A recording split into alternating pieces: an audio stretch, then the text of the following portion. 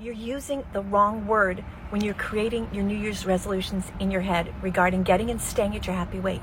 And staying at your happy weight after you've done the work of a resolution, yeah, that's important, right? Because losing, gaining, gaining, bah, that's not fun. And you know it, and I know it, and we've all been there. So yeah, the part about keeping it off is really important.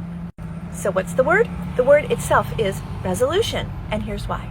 But first, let me say, my name is Meg Moranis. I have been helping people become intuitive eaters, getting and staying at their happy weight for decades, and it's the best gift you'll ever give yourself. I've been a dieter, believe me, I know. And I've been an intuitive eater since the year 2000.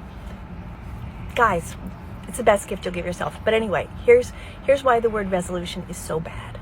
Because just like diet mentality thinking, resolution is very on-off. So when you break your resolution, let's say that incredible workout schedule that you created for yourself that's actually kind of unsustainable, the minute you deviate from that, you're like, oh, well, I've ruined it now.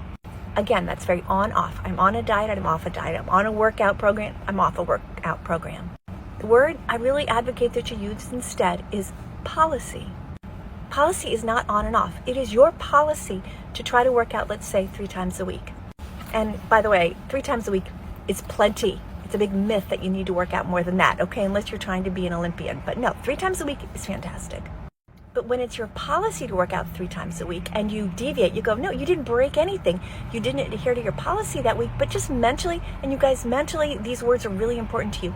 Mentally, it gives yourself a way to come back in. No, because my work policy, let's say you have a work policy, let's say if you deviate from that, you don't say, oh, well, now I got to be fired. And no, you say, okay, I'm going to reinstate that feeling and commitment to that policy.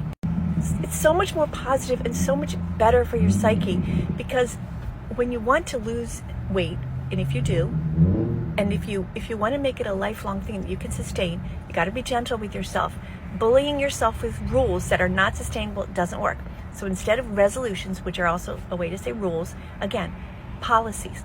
Literally, I created 46 policies for myself last year, and some of them were really great, and some of them were just kind of silly, but I'm telling you, think about that. Policy. What's my policy? So when you crack, when you're doing a resolution, it's not like, well, now the year is over and it's done. Because you know, like, the amount of people who make it through January with their resolution intact is extremely small.